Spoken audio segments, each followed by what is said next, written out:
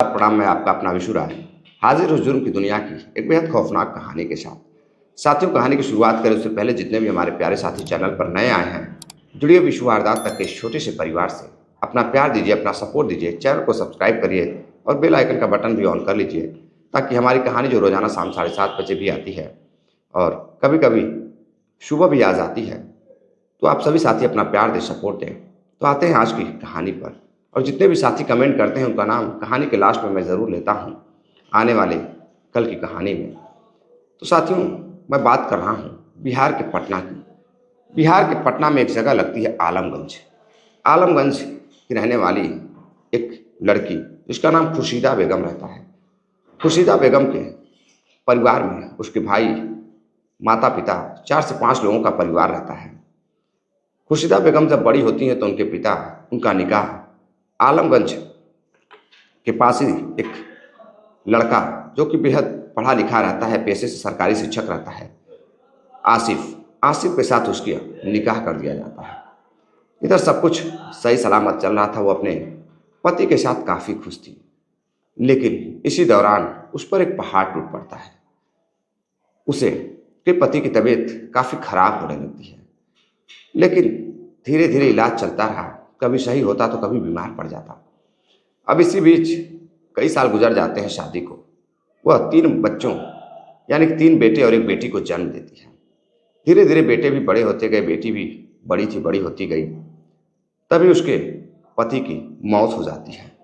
अब उसके पति का मौत होने के बाद शिक्षक की जो पेंशन वगैरह थी, पैसा रुपया सब कुछ उसकी पत्नी खुर्शीदा बेगम को मिलता है।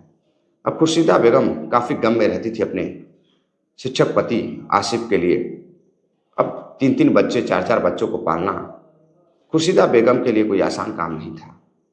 अभी मात्र शादी को 8 से 10 साल हुए थे और पति को खो देना अब उसके ऊपर बड़ी जिम्मेदारी आ जाती है।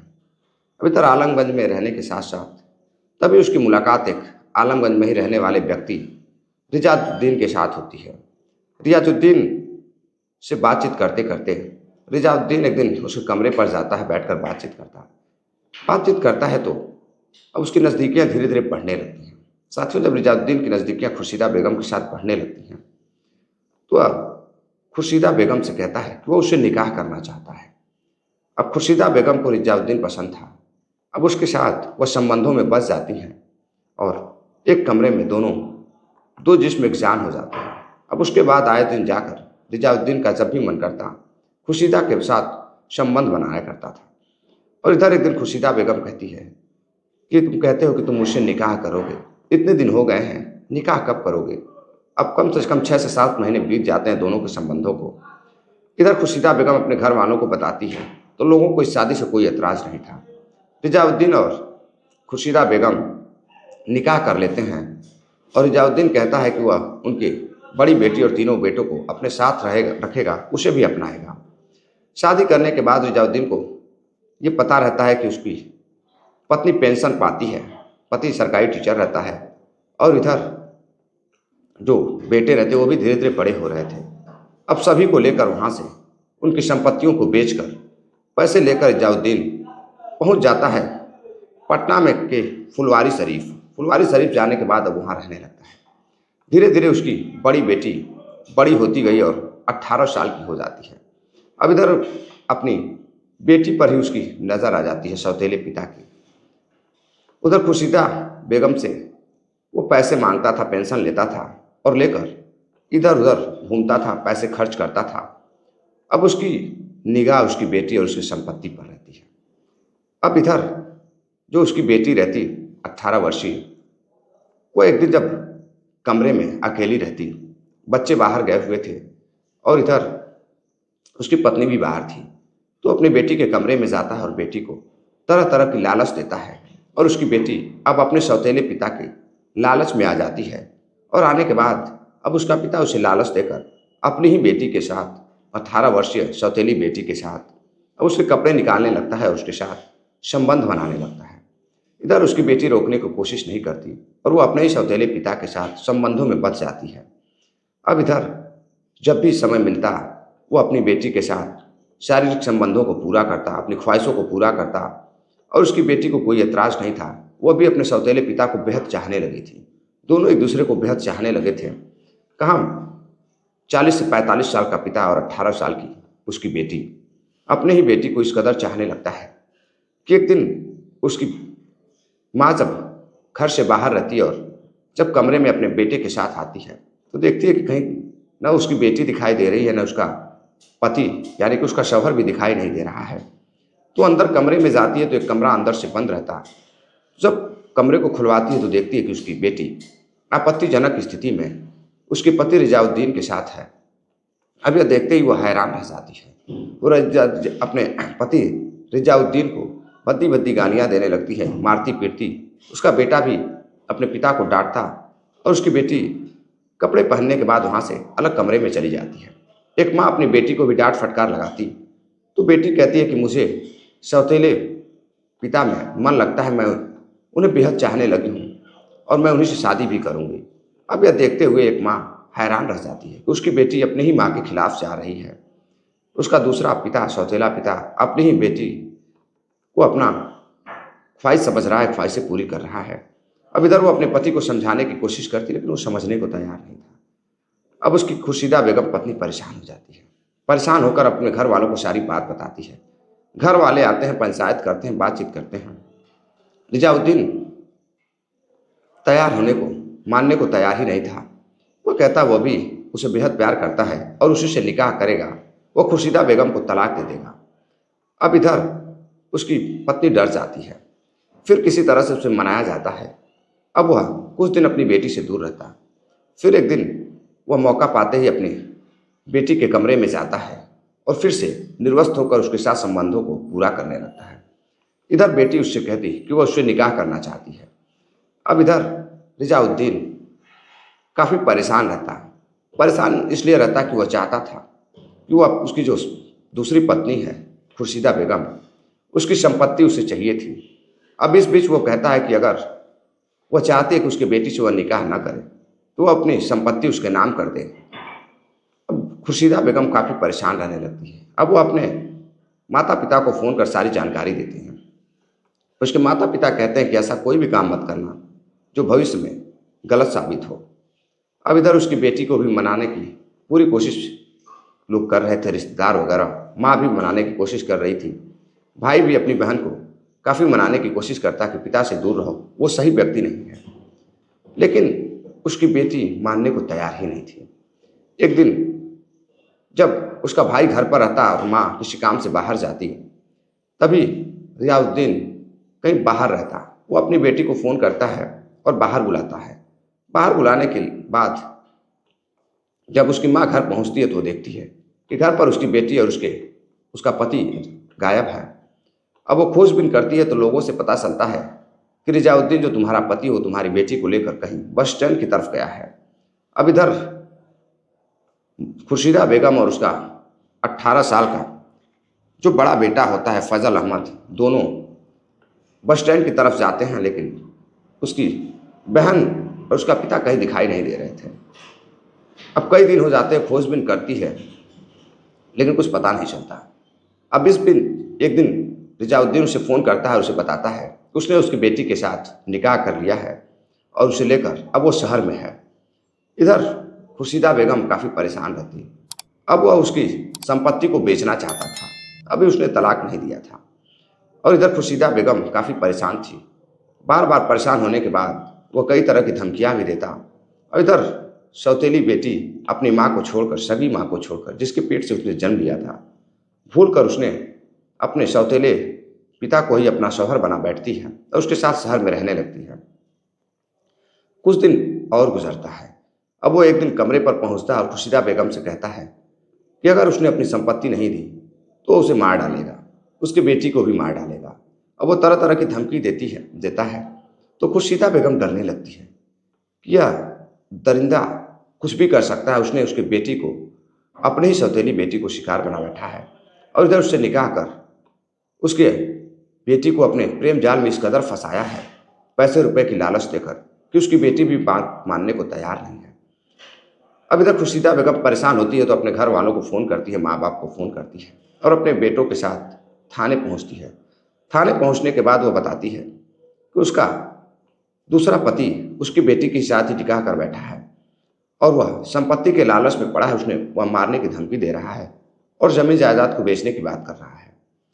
पैसा नहीं दूंगी तो वह मेरी बेटी को भी मार डालेगा। अब ऐसा सुनते ही पुलिस हरकत में आती है और रिजाउद्दीन को शहर से गिरफ्तार कर लेती है। गिरफ्तार कर धमकी देने और हत्या करने के जुर्म में उसे जेल भेज देती है।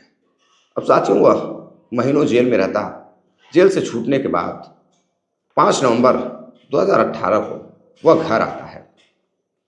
घर आने के बाद सुबह 8 से 9 बज रहे थे, तभी वह कमरे में दाखिल होता है और कमरे में जाने के बाद खुर्शीदा बेगम को सामने पाता है और उसे 2 गोलियां मारता है। और उसके बाद उसका बेटा बचाने के लिए आता है, फजल अहमद, उसे भी गोलियां मारता है। और गोलियों की आवाज़ जब आसपास लोग सुनते तो आवाज़ सुनकर लोगों में कोहराम मच जाता है कि आखिर ये गोली चलने की आवाज़ कहाँ से आ रही है। अब लोग हैरत में पड़ जाते, परेशान हो जाते हैं और जब तक लोग कुछ जान पाते तब तक रिजाउद्दीन वहाँ से फरार हो जाता।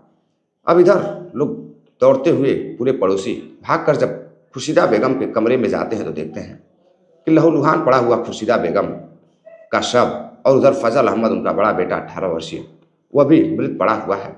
अब उसे लेकर लोग हॉस्पिटल जाते हैं कि शायद जान बच जाए, लेकिन हॉस्पिटल में उस तरह की वहाँ व्यवस्था नहीं रहती। अब वहाँ उसका इलाज भी नहीं हो पाता और दोनों, माँ तो पहले ही मर चुकी थी खुर्शीदा बेगम, फजल अहमद की थोड़ी बहुत सांसें चल रही थी, लेकिन उसकी भी मौत हो जाती है। अब उसके नाना और नानी को फ़ोन किया जाता है, यानी कि खुर्शीदा के माता पिता को। लोग आते हैं और उसकी मिट्टी का दाह संस्कार करते हैं, मिट्टी वगैरह देते हैं। मिट्टी वगैरह देने के बाद पुलिस जांच पड़ताल करती है, लोगों से पूछताछ करती है कि आखिर इसका कत्ल किसने किया, किससे दुश्मनी थी। तो पड़ोसी और उसके माता पिता बताते हैं कि खुर्शीदा बेगम की शादी कई साल पहले रिजाउद्दीन से हुई थी। उसके पहले पति की मौत हो चुकी थी। इस बीच वो काफ़ी खुश थी रिजाउद्दीन के साथ, लेकिन जैसे ही शादी के 2-3 साल बीतते हैं वो उसके 2 बेटों को और जन्म देती है, यानी कि 4 बेटे पहले भी थे, 3 बेटे और 1 बेटी, और 2 बेटों को और जन्म देती है। उसके बाद से वह, उसका दिल अपनी ही सौतेली बेटी पर आ जाता है और उसके साथ वह गलत काम करता है। उसके साथ माँ मना करती तो पिता और सौतेली बेटी दोनों मानने को तैयार नहीं थे। दोनों ने निकाह कर लिया और निकाह करने के बाद घर से दूर शहर में रहने लगे। और इधर वह चाहता था कि खुर्शीदा बेगम की जो संपत्ति है, जो पेंशन है, वह मिलती रहे। उसकी संपत्ति को भी वह बेचना चाहता था और बार बार मना करने पर वह मानता नहीं था। इस बीच वह जेल चला गया था और जेल जाने के बाद जब वह छूट कर आया तो उसने दोनों की हत्या कर दी और फरार हो गया। अब इधर कोहराम मचा हुआ था, चारों तरफ सन्नाटा फैला था, सभी लोग गम में थे। अब एक माँ और एक बेटा दोनों इस दुनिया से जा चुके थे। अब 2 छोटे बेटे और 2 बड़े बेटे, यानी कि 4 बेटे, अब उनकी ज़िंदगी गुजर बसर कैसे होगी। 15 साल, 16 साल, 14 साल के बेटे और 2 5-5 साल के बेटे, 3-3 साल के बेटे। तो अब इधर परिवार में आफत आ चुकी थी और उधर पुलिस जांच पड़ताल कर रही थी। पुलिस जांच पड़ताल कर रही थी, तभी उसके एड्रेस का पता चलता है। वहाँ वह पहुँचता है और पहुँचने के बाद अपनी बेटी को बताता है, यानी कि अपनी पत्नी को बताता है कि उसने उसकी माँ और उसके भाई का कत्ल कर दिया है। अब यह सुनते ही उसकी पत्नी और सौतेली बेटी हैरान रह जाती है। वह रोने लगती है, चीखने लगती है कि तुमने क्या कर दिया। उसके बाद वहाँ से वह उसे छोड़कर, उसे लगता है कि वह उसे फंसा देगी, वहाँ से वह फरार हो जाता है। फिर उसकी बेटी उसे पुलिस को फ़ोन करती है और बताती है कि उसका पति बस स्टैंड की तरफ जा रहा है, जो उसका सौतेला पिता भी है। अब पुलिस उसे बस स्टैंड से गिरफ्तार कर लेती है और गिरफ्तार करने के बाद साथियों उसे जेल भेज देती है। लेकिन अब यह मामला चलता रहता, 2-2 हत्याएं, कोर्ट में केस चल रहा था। लड़की के, खुर्शीदा बेगम के माता पिता और उसके छोटे छोटे बेटे जो 16 साल 15 साल के रहते हैं, और उसकी वही बेटी जो कभी अपने पिता को अपना शौहर बना बैठी थी, वह खुद अपने माँ और भाई का केस लड़ रही थी, अपने ही सौतेले पिता और अपने शौहर के खिलाफ केस चल रहा था। केस का निर्णय आता है साल 2024 में।